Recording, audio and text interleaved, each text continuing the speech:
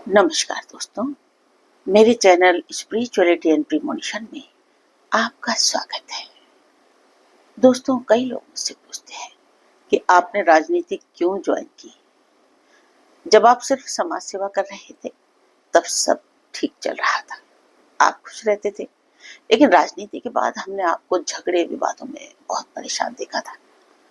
राजनीति में आने के बाद आपकी मदर टेरेसा वाली छवि अचानक गैंगस्टर में कैसे तब्दील हो गई। दोस्तों, मैं एक राज परिवार से हूँ। खतरनाक हथियार, दो धारी तलवारें, राइफल्स हमारे घर की दीवारों पर सजी होती थी। पुनर्जागरण की इस प्रक्रिया में आज हमारी स्थिति पहले जैसी नहीं रही। राजपाट खत्म हो गए। हमारी एकड़ों बंजर जमीनों और पहाड़ों में अब वक्फ बोर्ड ने बोर्ड लगा रखे हैं। कुछ जमीनों को लोगों ने अवैध कब्जा कर लिया है, लेकिन आज भी हमारे खून में वही गर्मी है जो 300 साल पहले हमारे योद्धा पूर्वजों में थी। आज भी हथियारों को देखकर हमारी आंखें मणि की तरह चमकने लगती हैं। ऐसे अनगिनत किस्से हैं जो मैं धीरे धीरे आपके सामने लाऊंगी। दोस्तों, आज मैं आपको बताऊंगी कि राजनीति में मुझे क्यों आना पड़ा और मुझे राजनीति से क्या लाभ मिला। जैसा कि आपने मेरे पिछले वीडियोस में देख सुन लिया है कि मुझे लोगों की मदद करना बहुत अच्छा लगता था, और मुझे ही नहीं बल्कि हर कैप्रिकॉर्न की यही हालत है। नेकी कर और जूते खा। और फिर जो इन लोगों को जो हमें बर्बाद करते हैं ना, उनके दुख में भी आप हमें सबसे पहले खड़े हम लोग वहां नजर आते हैं। इतनी सरलता होती है मकर राशि में। ये सच है दोस्तों, राजनीति से पहले मेरा समाज सेवा का काम भी ठीक ही चल रहा था। बड़ा सम्मान था। कई लोग मुझे मदर टेरेसा कह के बुलाते थे। एक दो कांग्रेस लीडर मुझे कांग्रेस ज्वाइन करने के लिए कहते थे, लेकिन राजनीति ने ये सम्मान छीन लिया। घटना ये हुई राजनीति में आने की शुरुआत की। हमारे घर में एक उम्रदराज महिला खाना बनाने का काम करती थी। हम उन्हें अम्मा कहते थे। एक दिन अम्मा जब सुबह नाश्ता बना रही थी तो उन्होंने अपना मुंह ढक रखा था। अब वो जनरली ऐसा नहीं करती थी, तो मैंने ऐसे ही पूछ लिया कि अम्मा क्या हुआ। बोले दांत में दर्द है इसीलिए मुंह ढक रखा है। मुझे थोड़ा शक हुआ। मैंने कहा दिखाओ जरा। तो उन्होंने मेरी तरफ देखा। जैसे ही उन्होंने देखा तो उनके आंख के नीचे मेरे को एक चोट का नीला सा निशान मैंने देखा। तो मैंने कहा अम्मा देखिए, झूठ मत बोलो, सच बताओ क्या हुआ है। और मैंने गैस बंद कर दी और मैंने उनसे कहा कि हमें नहीं चाहिए कोई ब्रेकफास्ट, आप पहले बताओ आपके साथ क्या हुआ है। तब अम्मा रोने लगी थी। बोली कल रात मेरा पति देर रात को शराब पीकर घर पर आया था। मेरी तबीयत ठीक नहीं थी, इसीलिए मैंने खाना बनाकर रख दिया था, खुद भी नहीं खाया था। तो पति ने मुझसे खाना मांगा। मैंने बड़ी मुश्किल से उठकर किचन में जाकर दाल गरम की, रोटियां भी गरम की। मेरे पति को तेज गर्म खाना पसंद होता है। मैं खाना परोसकर फिर वापस कमरे में आकर लेट गई। इतने में अचानक मुझे उनके चिल्लाने की आवाज आई और मैं दौड़कर उनके पास गई। तो उसने गुस्से में चिल्ला के कहा कि फीकी है ये दाल, और थाली मेरे ऊपर फेंकी पूरे जोर के साथ, जिससे मेरे माथे और आंख में चोट लगी। उसके बाद उसने गैस के ऊपर से गर्म दाल का भगोना उठाकर मेरे सिर पर उड़ेल दिया। मैं बचाव के लिए थोड़ा पीछे हटी, फिर भी मेरे राइट साइड के कान और गले में गरम दाल गिर गई और उस वक्त तो फपोले जैसे हो गए। ये जब मैंने अम्मा के मुंह से सुना, उसके बाद मैंने चेक किया तो मुझे बड़ा दुख हुआ। मैंने तुरंत अम्मा को गाड़ी में बैठाया और सीधे थाने ले गई। वहां मुझे एक एसआई मिले। उन्होंने पूछा कि भाई क्या बताइए क्या परेशानी है। तो मैंने कहा नहीं भाई, मुझे एसएचओ साहब से मिलना है, तो मुझे एफआईआर करनी है। वो बोले साहब किसी मर्डर केस में गए हैं तो आप मुझसे बात कर लो, आपको एक लेटर लिख कर देना पड़ेगा। और उन्होंने मुझे एक पेपर मेरे सामने रख दिया और कहा कि इसमें एक लेटर लिख दो, और कहा कि देखिए एफआईआर का निर्णय तो साहब ही लेते हैं। तो मैंने कहा अम्मा का ट्रीटमेंट तो करवाइए। तो भी वो बोले कि देखिए जो कुछ भी होगा साहब के आने के बाद ही होगा, हम पहले जांच करके देखेंगे क्या क्या मामला है। उसके बाद मैं गुस्से से थाने से बाहर आ गई और अम्मा को ट्रीटमेंट के लिए प्राइवेट क्लिनिक में लेकर गई। उसके बाद मैंने फिर अम्मा को अपने घर पर छोड़ के मैं फिर फैक्ट्री चली गई।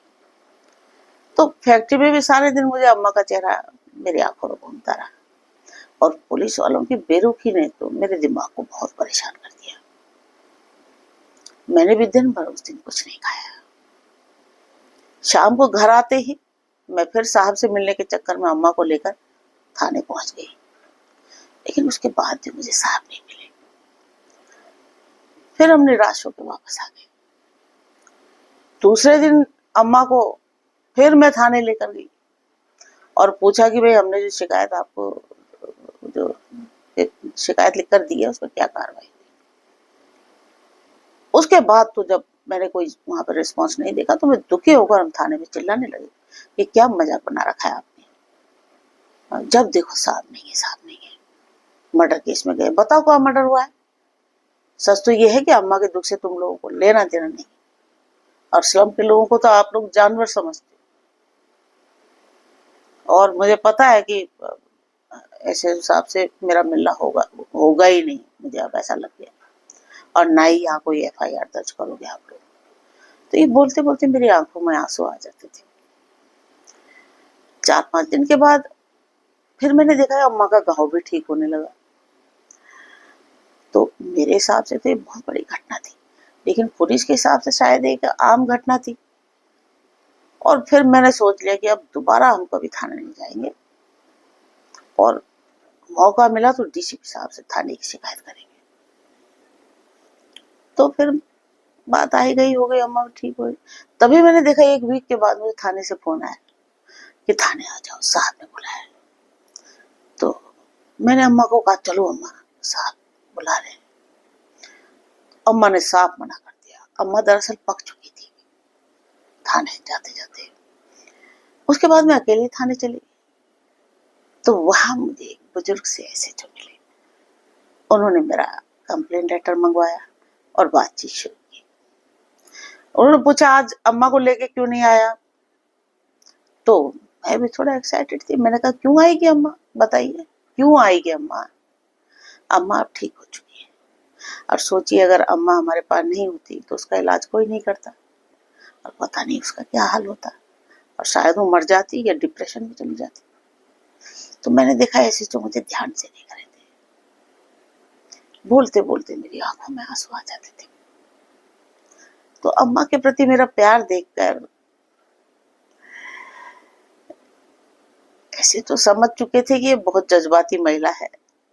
उन्होंने मेरे लिए पानी मंगवाया, कहा कि शांत हो जाओ, पानी पियो, और उसके बाद फिर चाय मंगवाई। वो बहुत विनम्र थे।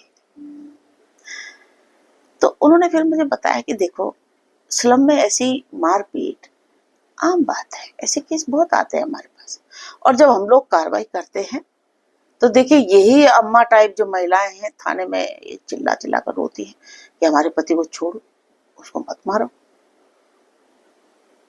तो अब बताइए क्या किया जाए। इसीलिए हम लोग थोड़ा सा ऐसे मैटर में थोड़ा सा डिले करते थे। उसके बाद मैंने चाय तो पी ली थी। फिर उन्होंने वही थाने में एक डंडा पड़ा हुआ था, एक डंडा उठाया मेरे हाथ में दिया, बोला ये डंडा और मेरे साथ आओ। उसके बाद वो मुझे दूसरे कमरे में ले गए। वहां मैंने देखा अम्मा का पति एक कोने में बैठा हुआ था सिमट के। उसके बाद ऐसे ने मुझे इशारा किया कि अब तुम अपनी पूरी भड़ास इसके ऊपर निकाल, तुम्हारे अंदर जितना गुस्सा और जितना दुख भरा पड़ा है इस आदमी के लिए, अब तुम उसको अभी खत्म करो। और मुझे तो पता है इसने गलती तो बहुत बड़ी की है, उसको सजा तो मिलनी चाहिए। तो मैंने उनके चेहरे पर देखा, मैं देखती रही थोड़ी देर। फिर वो बोले कि अरे डरो मत। मैंने उनसे साफ कह दिया देखिए हम नहीं मारेंगे इसको, फिर बोले अच्छा बताओ फिर क्या करना है, फिर जेल में डाल दें इसको। मैंने कहा हाँ आप जेल में डाल दीजिए। तो उन्होंने बगल में पुलिस वाले से कहा चलो भाई इसकी फाइल तैयार। और फिर मैं गुस्से में अम्मा के पति के करीब गई और उनको खूब डांट फटकार की, गाली दी, उसके बाल भी पकड़े मैंने और धमकी दी कि दोबारा अगर अम्मा को हाथ लगाया ना, आज तो मैंने तुझे छोड़ दिया, आगे से नहीं छोड़। उसके बाद फिर मैं थाने से घर आ गई तो मुझे बड़ा सुकून मिला। ऐसे जो व्यवहार मुझे बहुत अच्छा लगा। मैंने कहा यार मैं क्या क्या सोच रही थी, ये तो बहुत अच्छे आदमी है। घर आकर मैंने फिर अम्मा को बताया कि देखिए आपके पति की गलती के लिए थाने में उसकी खूब पिटाई हुई है और अब वो दोबारा आपको कभी नहीं मारेगा। तो कुछ समय बाद फिर सब कुछ ठीक चलता रहा, मैं भी व्यस्त हो गई। फिर तभी बिजनेस में एक पार्टी ने मेरी पेमेंट रोक ली और जब मैंने उसे डांट कर पेमेंट देने की कहा, क्योंकि 6 महीने हो चुके थे, तो उस समय तो वो चुप रहा। लेकिन दूसरे दिन उसने अपने भाई से मुझे फोन करवाया कि उसके भाई ने कहा कि देखो हमारे 4-5 ट्रक चलते हैं और हमसे अगर आपने पंगा ले लिया तो आपकी गाड़ी के ऊपर हम ट्रक चढ़ा देंगे। मैं थोड़ा डर गई। तो इस घटना की शिकायत भी मैंने थाने में की और मुझे वहां से सहयोग मिला, मेरी पेमेंट भी मिल गई थी। उसके कुछ समय बाद मैंने फिर एशियन कंट्रीज में एक्सपोर्ट का काम भी शुरू किया था। तो एक बार मैं ब्रिटिश एयरवेज की जो ढाका लंदन वाली फ्लाइट है उससे ढाका जा रही थी, तो तभी एयरपोर्ट में मैंने देखा पीछे से मेरे कंधों पर किसी ने हाथ रखे। तो मैंने पीछे मुड़कर देखा तो ये वही ऐसे जो साहब थे। तब उनका प्रमोशन हो चुका था, रिटायरमेंट का शायद उनका आखिरी साल रहा होगा। मुझसे बोले कहाँ जा रही हो, मैंने उन्हें बताया और फिर हम लोग आधा घंटे साथ बैठे, कॉफी पी। तब उन्होंने मुझसे कहा कि विजया मैं तुम्हें याद कर रहा था और मैं तुम्हें लाइफ के कुछ ऐसे टिप्स देना चाहता हूँ जिन्हें फॉलो करके तुम्हें आगे भविष्य में कोई परेशानी नहीं होगी। मैं तुम्हें अच्छी तरह पढ़ चुका हूँ, तुम बहुत साहसी हो लेकिन अकेले ही सब कुछ संभाल रही हो और क्योंकि तुम अकेली हो तुम्हें पुरुषों द्वारा बहुत परेशान किया जाएगा हर जगह। उन्होंने बताया कि मेरे जैसी उनकी एक बेटी भी है और मुझसे उन्होंने कहा कि तुम बहुत आगे जाओगी। फिर अम्मा के केस का उन्होंने जिक्र किया और मुझे बताया कि देखो इस टाइप के झगड़े स्लम वगैरह में आम बात है, इसके लिए हम लोग केस दर्ज नहीं करते। तुम्हारी जो अम्मा का जो पति था वो इलाके के कांग्रेस के एक बड़े नेता के घर में रात को गार्ड की नौकरी करता है। आपने जब कंप्लेन लेटर दिया तो हमने जांच शुरू की थी, तभी हमें नेताजी का फोन भी आ गया था। दरअसल पुलिस पर नेता लोग बहुत दबाव डालते हैं, इसीलिए जब आप थाने आती थी तो सच बताऊं कई बार मैं अंदर होता था। जब तुम गुस्से में फुफकारती हुई थाने आती थी तब ऐसा ही राम सिंह मुझे बोलता था साहब वो किरण बेदी मैडम अम्मा को लेकर फिर आ गई है और अब चिल्ला चिल्ली करेगी। हाँ, तो हम सब लोग खूब हंसते भी थे। उसके बाद फिर उन्होंने मुझसे कहा कि अब तुम मेरी एक और बात ध्यान से सुनो। मैंने कहा बताइए। बोले देखिए तुम अपनी आदत तो बदलोगी नहीं, तुम आगे भी लोगों के लिए फाइट करती रहोगी जो कि मैं तुम्हें रीड कर चुका हूँ, थाने भी जाओगी, लोगों से लड़ोगी। तो मैं तुम्हें एक सलाह दे रहा हूँ विजया, तुम एक छोटी राजनीतिक पार्टी में कोई पद ले लो और उसमें लेटर हेड का इस्तेमाल करो, तुम्हें फायदा होगा, वरना क्या होगा कि तुम दुश्मनों से घिर जाओगे। तो मैंने उनसे कहा कि सर देखिए ये मेरे बस की बात नहीं है और मैंने कहा कि सर हमारे जैसे लोग राजनीति नहीं कर सकते क्योंकि मैं बहुत गुस्सेबाज हूँ, बहुत जज्बाती हूँ। तो फिर वो बोले कि भाई फिर तो आप प्रशासन से अकेले लड़ नहीं पाओगे। ज्यादातर केसेस में हमें यही दिक्कत आती है कि पॉलिटिकल लोगों का इंटरफेरेंस शुरू हो जाता है और पुलिस पर दबाव डाला जाता है।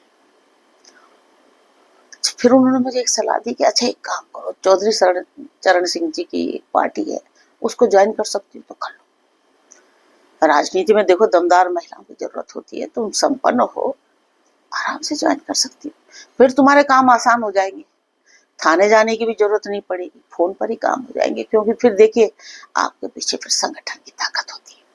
और तुम आराम से गरीब और जरूरतमंदों के लिए काम करना चाहती हो, कर सकोगी। बाकी वही तुम्हारी मर्जी। अपने घर में बड़ों की राय जरूर ले लेना, और मेरी शुभकामनाएं हमेशा तुम्हारे साथ रहेंगी।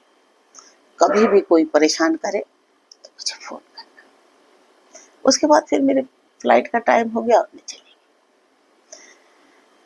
तो फिर मैंने चौधरी चरण सिंह जी की पार्टी के बारे में पूछताछ की। तो जिन लोगों से, जो पार्टी के कुछ लोग थे, उन लोगों से मैंने संपर्क किया। तो वो लोग सोचने लगे कि शायद मेरा कोई केस फंसा हुआ है। तो मेरे से पूछने लगे, राजनीति में आने का विचार कैसे आया आपके दिमाग में? अरे कोई बात है, कोई केस है तो बताओ। तब मैं पीछे हट गई। लेकिन मेरे दिमाग में उसके बाद भी एसएसपी साहब की बातें घूम रही थी। देखो, उनकी बातों में दम तो था। फिर एक दिन, यही 2-3 महीने बाद, मैं प्रशांत विहार दिल्ली में कार के सीट कवर्स लेने गई थी। तो वहां मुझे बाला साहब का फोटो लगा, शिवसेना का एक फ्लैक्स दिखा। तो सीट कवर लगाने के बाद मैं उस एड्रेस पर चली गई। बाला साहब से मैं परिचित थी और मैं उनको बहुत स्नेह करती थी। जब मैं पढ़ती थी तो उनका फोटो भी मेरे बुक में मैं रखती थी। मुझे लगता था ये कोई सेंट है, कोई साधु है। मैं तब इतना राजनीति के बारे में ना तो जानती थी, ना मेरी इतनी कोई रुचि थी। मैं सोचती थी कोई सेंट है, साधु है। तो मैंने फिर उस एड्रेस पे मैं गई। मैंने संगठन को लेकर बातचीत की।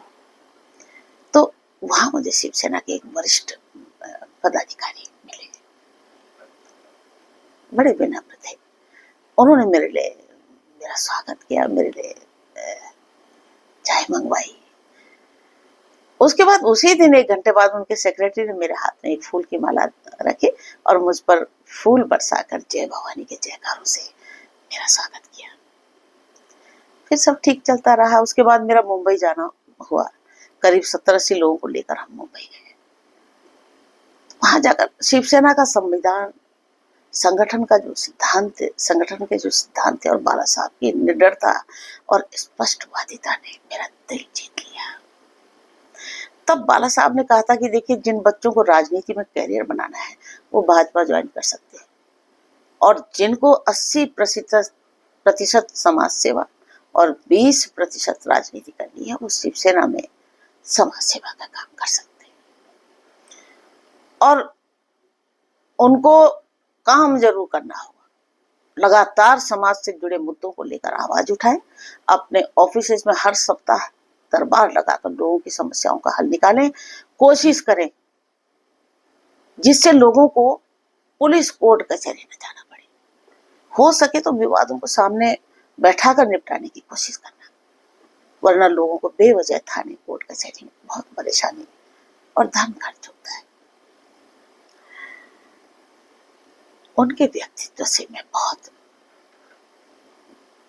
ही ज्यादा प्रभावित थी। और दोस्तों, आपको आज एक खास बात बताऊंगी। बाला साहब मकर लग्न के थे, और मैं बताऊं, मातोश्री में जाते ही एक दिव्य स्पर्श सा महसूस होता था। लोग घंटों बैठते थे वहां उनसे मिलने के इंतजार में। हम लोग भी बैठते थे, लेकिन कभी बोरियत नहीं होती थी। कड़ा अनुशासन था। मातोश्री उनका निवास नहीं बल्कि एक मंदिर जैसा प्रतीत होता था।